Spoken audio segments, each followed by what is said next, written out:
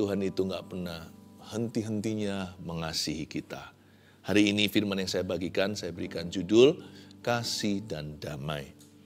Kita buka bersama-sama 1 Petrus pasal 3, ayat 8 sampai 12. Kasih dan Damai juga adalah judul yang ada di Alkitab Indonesia kita. Dan kita akan mempelajari firman-firman ini, sebelumnya saya bacakan ayat per ayat. Dan akhirnya, hendaklah kamu semua seia sekata, seperasaan, mengasihi saudara-saudara, penyayang dan rendah hati. Dan janganlah membalas kejahatan dengan kejahatan atau caci maki dengan caci maki. Tetapi sebaliknya, hendaklah kamu memberkati, karena untuk itulah kamu dipanggil, yaitu untuk memperoleh berkat. Sebab, siapa yang mau mencintai hidup dan mau melihat hari-hari baik, ia harus menjaga lidahnya terhadap yang jahat dan bibirnya terhadap ucapan-ucapan yang menipu. Ia harus menjauhi yang jahat dan melakukan yang baik. Ia harus mencari perdamaian dan berusaha mendapatkannya. Sebab mata Tuhan tertuju kepada orang-orang benar dan telinganya kepada permohonan mereka yang minta tolong. Tetapi wajah Tuhan menentang orang-orang yang berbuat jahat. Kasih dan damai, saya ingin sedikit menjabarkan hidup dalam kasih itu ternyata besar manfaatnya. Dan juga banyak faedahnya. Salah satu yang utama ialah ia mendatangkan damai sejahtera dalam kehidupan orang yang melakukannya. Perasaan kita yang paling mulia, mau dibeli sama uang dan harta juga nggak bisa. Seluruh dunia nggak bisa memberikan pada kita, namanya damai sejahtera. Orang kalau punya damai itu orang paling kaya di dunia. Itu perasaan. Tetapi dalam dunia komitmen, kasih, iman, ya, dan juga pengharapan yang terbesar adalah kasih. Dan dalam surat Petrus menggabungkan keduanya menjadi satu, kasih dan damai. Berarti ada korelasi bahwa orang yang hidup dalam kasih secara sengaja, orang itu akan meningkat damai sejahteranya. Tapi orang yang hidup dalam benci, simpan kesalahan orang lain, lalu habis itu memelihara roh negativity atau perasaan-perasaan negatif, lalu kata-katanya jahat, orang seperti itu akan kehilangan sejahtera. Dan akhirnya ayat 8, hendaklah kamu semua seia sekata. Di sini mulai masuk praktisnya, Petrus ajarkan, kalian semua harus sehati ya. Petrus bicara kepada individu lepas individu, tapi Petrus juga menggembalakan keluarga-keluarga. Jadi Petrus juga bicara kepada family per family. Petrus juga bicara tentang hubungan saudara seiman atau hubungan di dalam gereja. Dan akhirnya, hendaklah kamu, orang-orang percaya, saudara-saudara seiman, hendaklah kamu seia sekata. Ternyata kalau kita seia sekata itu lebih damai hidupnya. Seia sekata bukan berarti jadi yes man. Kalau orang lain salah ya harus kita beritahu, bukan berarti kita tutup mata. Seia sekata tidak sama dengan 100% selalu ngalah. Kalau kita tahu secara prinsip kita benar ya kita nggak boleh ngalah begitu aja. Meskipun kita jangan emosi, semua itu pasti ada metode lebih baik dan ada caranya. Seia sekata itu bukan yang saya sebutkan tadi. Seia sekata itu artinya pilih-pilih. Jangan debat soal yang nggak perlu. Jangan bergesekan hal-hal yang sifatnya fleksibel. Sesuatu yang sifatnya nggak ada benar, nggak ada salahnya. Belajar menyesuaikan dan saling melengkapi. Seia sekata itu mengajarkan kepada kita untuk pilih-pilih. Kalau kita memang harus berbeda pendapat, pastikan itu untuk hal-hal yang sangat prinsip. Apalagi prinsip kebenaran yang nggak bisa ditawar. Tapi kalau soal-soal yang dicari-cari, jangan ke situlah. Belajar seia sekata. Suami istri juga jangan dikit-dikit geger, dikit-dikit berantem. Untuk perkara-perkara yang menurut saya nggak ada salahnya ngalah. Untuk sesuatu yang bukan benar atau salah. Bahkan itu bukan soal kebenaran, itu cuma bicara soal penyesuaian di antara mereka atau adaptasi. Dan itu juga bukan soal hidup dan mati, apalagi sorga dan neraka. Udahlah, kalau yang gituan itu ngalah. Orang ngalah itu berkatnya besar. Orang yang ngalah itu besar damai sejahteranya. Kasih dan damai kan? Mengamalkan kasih, mempraktekkan kasih itu dengan cara gimana? Dengan cara kita sengaja untuk menjadi seia sekata. Seia sekata nggak mungkin tercapai kalau nggak ada yang mau ngalah. Baik itu dalam pernikahan, rumah tangga, hubungan keluarga, hubungan kerja, terutama saudara-saudara seiman di dalam gereja. Dan akhirnya hendaklah kamu semua seia sekata. Supaya apa? Supaya tambah damai. Bukan tambah rusuh, semakin ricuh. Seia sekata ya, coba pahami kalimat ini.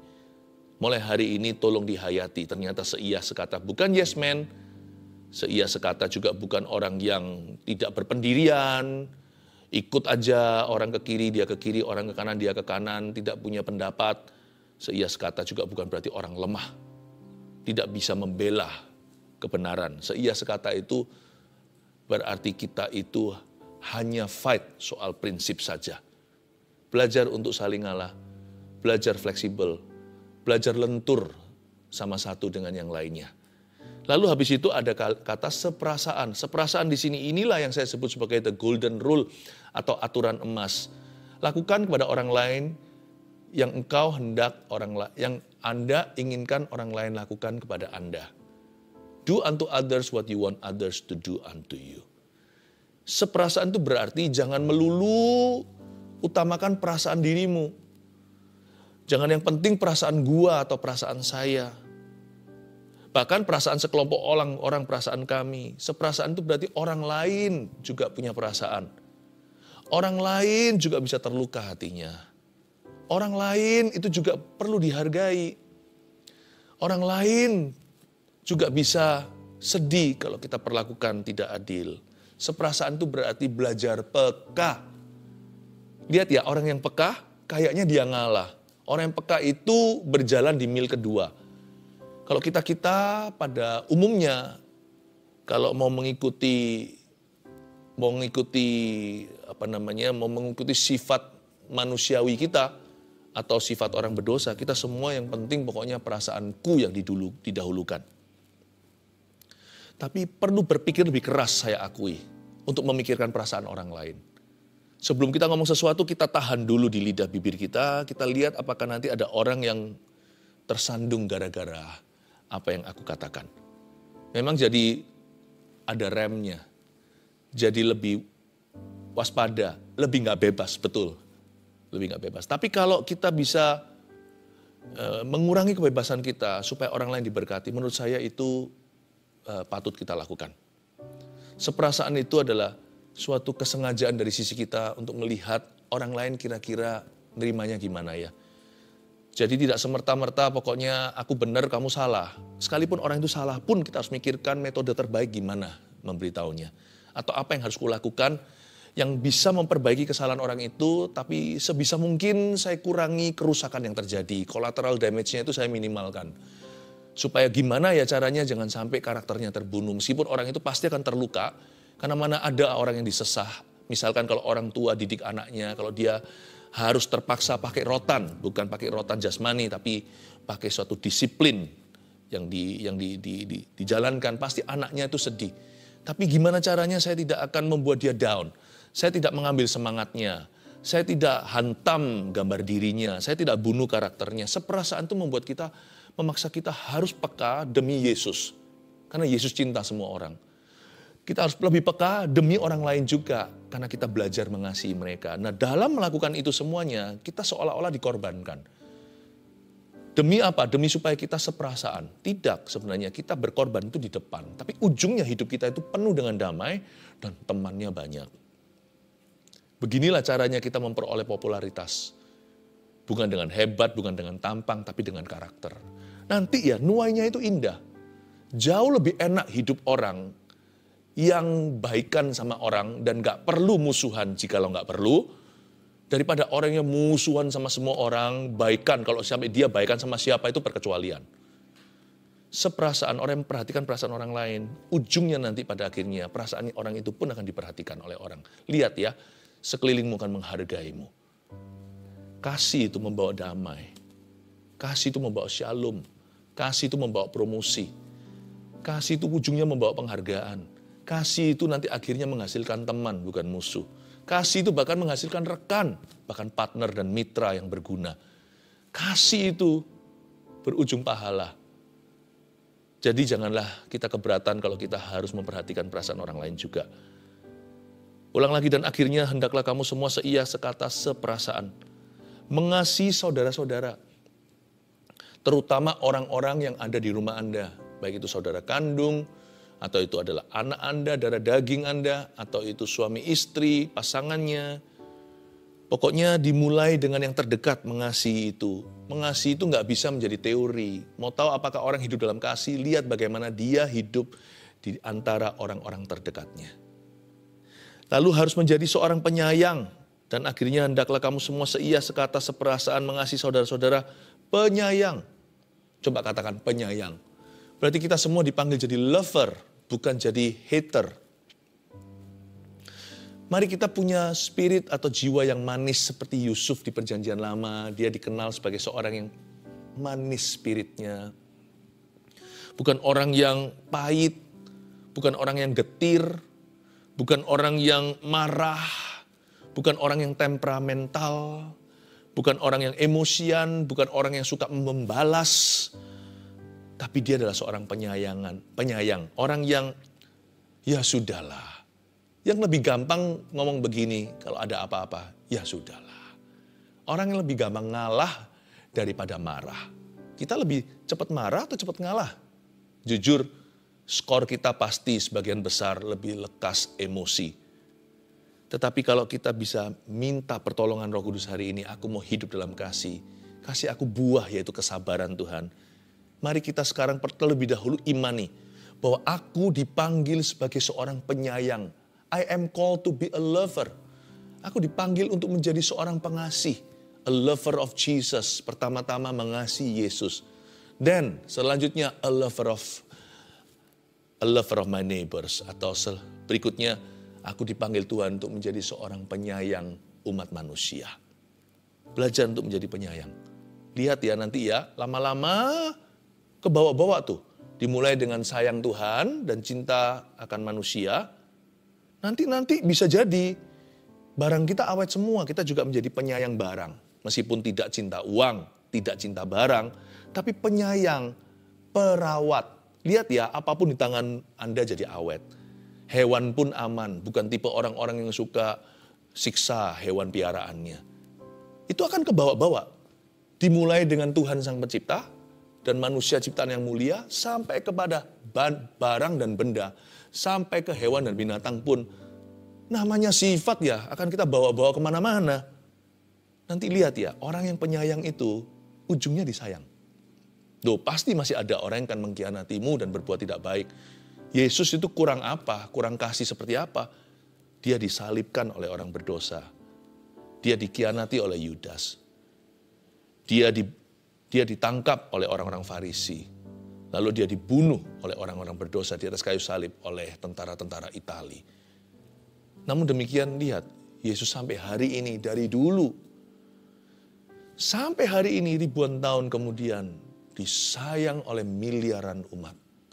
Dicintai, dikasihi. Memang ada segelintir orang yang berbuat jahat. Tapi seorang penyayang pasti akan disayang. Paling tidak akan disayang oleh Bapa. Kasih itu, orang yang hidup dalam kasih pasti jadi penyayang. Gak ada orang hidup dalam kasih jadi hater, itu gak ada. Ya, gak ada orang yang mau hidup dalam kasih itu jadi pembenci. Gak mungkin kan kita tanam biji semangka keluarnya itu durian. Kalau kita tanam kasih, keluarnya pasti penyayang. Kita tanam kasih, pohon yang jadi adalah pengasih. Jadi penyayang ya. Penyayang. Jangan pokoknya rusak-rusakin barang orang mentang-mentang pinjam. Tapi kita nggak kenaan kalau barang kita yang dirusakkan. Jangan begitu. Itu namanya menyayangi diri sendiri. Yang gitu itu adalah sayang yang paling buruk itu. Itu orang yang mengasihi hanya dirinya. Orang seperti itu tidak mengerti kasih. Karena kasih itu mengutamakan yang lain juga. Karena kasih itu berkorban. Karena begitu besar kasih Allah kepada dunia, Ia memberikan. Jadi kasih itu memberi, bukan hanya menerima. Selain penyayang, dia rendah hati. Dan akhirnya hendaklah kamu bla bla bla dan rendah hati. Kalau kita mau hidup dalam kasih, kita nggak boleh sombong. Karena sombong sama kasih itu seperti minyak dan air nggak mungkin bisa menyatu. Mau hati sih hidup dalam kasih, tetapi ngomongnya gede melulu, ngomongnya itu besar. Wah, suka membual. Meskipun bualannya bisa saja fakta loh ya. Bisa aja terbukti nggak semua bualan itu adalah dusta. Ada orang yang membualkan sesuatu yang memang dia punya. Tapi kalau kita gitu, yang lain gimana? Yang lain risih kan? Entah akan ada orang yang berkata, gitu aja. Ada yang gak suka atau yang minder. Pasti semua dirugikan pendengar-pendengar kita. Kalau kita begitu, orang yang mendengarkan kita itu gak memperoleh kasih karunia. Hatinya sendiri gak enak. Kalau dia mengagumimu, dia bukan mengagumi karaktermu. Dia mengagumi sesuatu yang sifatnya material atau harafiah. Duniawi maksudnya. Sesuatu yang sifatnya fana. Nah itu fana maksudnya.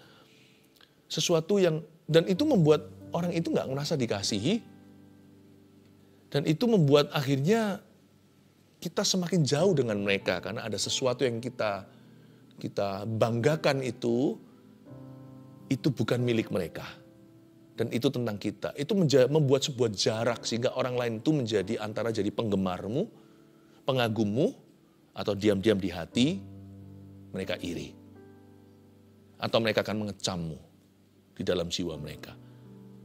Nggak ada baiknya. Kalau orang mau hidup dalam kasih, dia nggak boleh putus hubungan sama sesama. Sombong itu memutuskan hubungan kita dengan orang lain, karena sombong menjadikan kita raja di atas mereka. Karena itu rendah hati adalah buah kasih. Dan orang yang rendah hati biasanya ditinggikan, bukan biasanya, selalu akan ditinggikan oleh Tuhan. Bukan hanya gitu, kalau kita nggak memuji diri kita, nanti orang lain yang memuji kita. Kitab Amsal berkata, janganlah mulutmu memuji dirimu, tapi biarlah orang lain melakukannya untukmu. Tugas itu adalah tugas orang lain untuk melakukannya dalam hidup Anda, yaitu memuji Anda. Lihat orang yang rendah hati, biasanya kan diangkat. Coba kalau kita maunya duduk di tempat VIP, nanti siapa tahu VIP-nya itu sudah reservasi, lalu Anda diminta ke baris ketiga, keempat. Malu kan di depan banyak orang. Tapi kalau kita enggak lah saya duduk sini, tapi semua orang nanti akan berkata, jangan dong Pak. Yang sungkan bukan hanya tamunya, tuan rumah juga berdiri semua, jangan Pak, di depan sini. Bukankah mulia kalau kita itu tidak mengangkat diri kita, tapi orang lain yang melakukannya.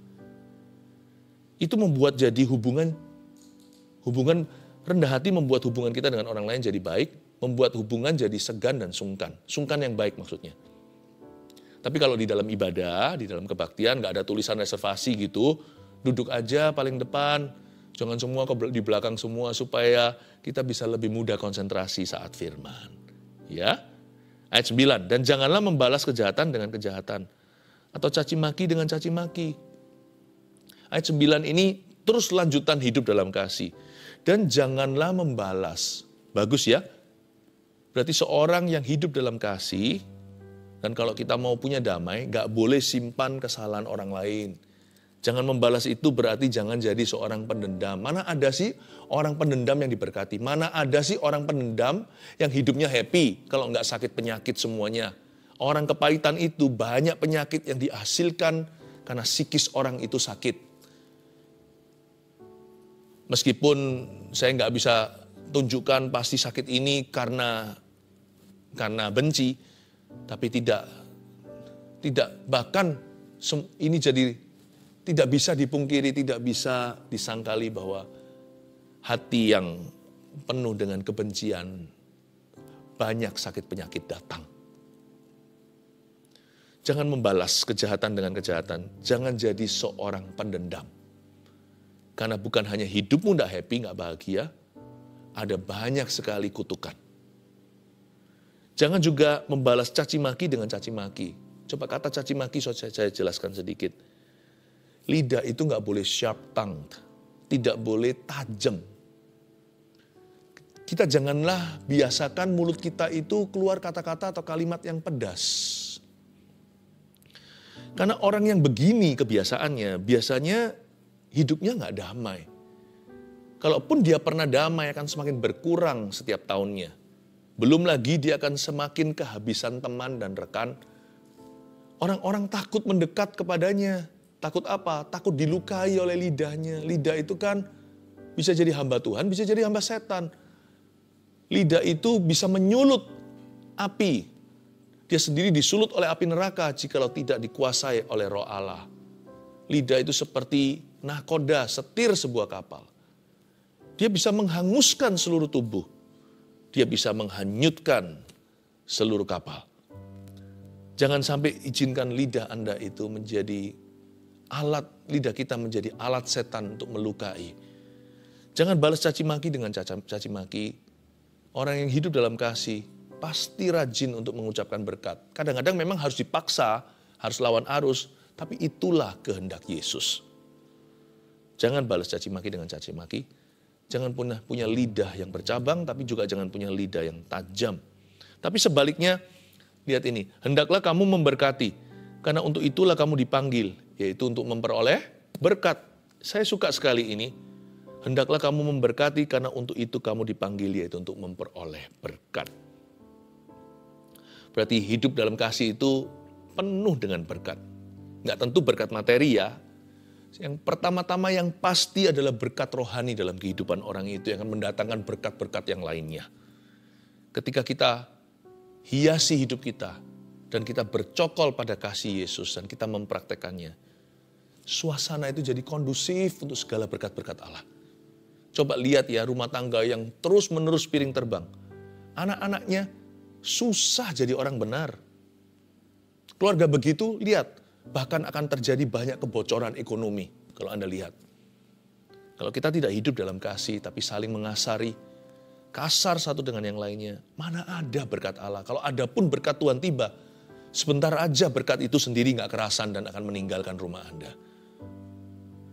Ayat 10, siapa yang mau mencintai hidup dan mau melihat hari-hari baik, ia harus menjaga lidahnya sekarang masuk ke area lidah. Terhadap yang jahat dan bibirnya terhadap ucapan-ucapan yang menipu. Kasih itu juga berarti jaga lidah. Buat apa saya berkata I love you, lalu kemudian kalimat saya akan menjatuhkan orang itu. Jadi karena itu kalau kita mau sungguh-sungguh serius si kasih dalam hidup kita dan kita mau menuai damai sejahtera, bibir kita harus banting setir terhadap ucapan-ucapan yang mendukakan Roh Kudus. Ucapan-ucapan yang merugikan hubungan. Ucapan-ucapan yang melukai sesama. Ucapan-ucapan yang tidak baik. Dan ucapan-ucapan yang tidak benar. Ucapan-ucapan yang kasar. Ucapan-ucapan yang tidak punya perasaan. Ucapan-ucapan yang tidak seia sekata. Lawan katanya seia sekata. Ucapan-ucapan yang mencerai beraikan, yang mengadu domba. Buang semuanya ini, kenakan lidah yang lembut, lidah yang baik, lidah yang benar. Semuanya ini membuat hidup kita itu jadi damai dan kondusif untuk segala berkat Tuhan. Selain itu berkat Tuhan itu ada loh kalau lidah kita itu benar. Lain kali orang lebih percaya sama kita, lama-lama kita jadi orang yang bisa dipegang kata-katanya. Nanti iya kita adalah iya, tidak kita adalah tidak, orang tidak memaksa kita untuk bersumpah. Kalau sampai orang itu bersumpah-sumpah demi apa baru orang percaya, itu pun nggak tentu percaya, berarti orang itu sudah terus jebol lidahnya. Lidahnya itu penuh dusta sampai orang udah nggak gubris lagi perkataannya. Waktu orang itu bilang dia berkata jujur, kita semua nggak tahu dia jujur atau enggak. Waktu dia berkata ya sudah aku berdusta, kita nggak tahu apakah dia jujur atau sungguhan berdusta. Kita nggak pernah bisa percaya lagi waktu dia bilang jujur, waktu dia bilang bohong, kita selalu menganggap dia berbohong. Lain kali susah cari kerja. Susah jual produknya. Atau misalkan kalau dia beli produk orang nggak mau percaya sama dia. Bayar di tempat. Padahal seharusnya itu bisa hitungan. Nanti saling hitungan masing-masing karena saling percaya. Nggak bisa udah. Kata-kata orang itu nggak bisa dipegang. Dia bilang hari Selasa depannya lagi pun nggak kelihatan bayang-bayangnya. Dikejar mana pun nggak nampak ekornya. Kalau Anda bilang Selasa jam 1, ya berarti jam 1 hari Selasa. Jangan mundur, jangan diganti. Kalau memang perlu ganti, ngomong dulu di depan jauh hari, kasih kesempatan orang lain juga. Orang lain punya perasaan, orang lain juga punya kepentingan. Hindari ucapan yang menipu, karena orang yang bisa dipegang kata-katanya, orang itu nanti akan jadi primadona banyak orang. Dalam dunia yang Anda geluti, apapun bidangmu, orang yang hidup dalam kasih akan kelihatan karakter lidahnya. Dan orang seperti itu biasanya yang mudah sekali untuk diajak kerjasama. Ia harus menjauhi yang jahat. ayat 11, dan melakukan yang baik, ia harus mencari perdamaian dan berusaha mendapatkannya. Sebab, ayat 12 ini saya suka sekali, sebab mata Tuhan tertuju kepada orang-orang benar. Bukan hanya manusia akan percaya kepadamu, Tuhan pun mempercayaimu. Sebab mata Tuhan tertuju kepada orang benar, orang yang hidup dalam kasih, yang bisa dipegang kata-katanya. Pada orang tersebut mata Tuhan tertuju dan telinganya tertuju pada permohonan mereka yang minta tolong. Jadi dengan kata lain, kalau kita itu hidup dalam kasih dan mempraktekkan sungguh-sungguh sampai lidah pun kena, doa-doa kita itu pasti didengarkan 100%. Pasti didengarkan. Jadi kalau sampai ada doa yang belum terjawab, itu bukan karena belum didengarkan. Karena doa kita nggak ada alasan lagi untuk terhalang. Doa kita nggak mungkin ada penghalangnya lagi kalau kita hidup dalam kasih. So all our prayer, semua doa kita itu masuk ke golongan yang namanya the unhindered prayers atau doa yang tidak ada rintangan. Jadi sampai kita belum mendapat jawaban, itu hanya soal waktu Tuhan. Itu berarti dari Tuhan hanya berkata, wait ya, tunggu sebentar. Orang hidup dalam kasih jarang sekali ditolak doanya. Kenapa? Karena dia nggak mungkin berdoa sesuatu yang mendukakan hati Allah.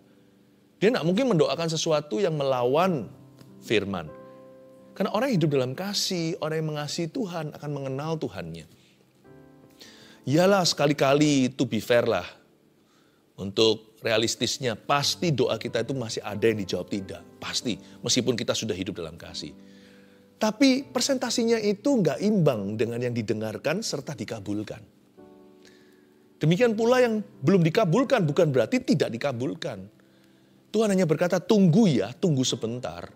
Itu hanya soal waktu ilahi aja atau kairosnya.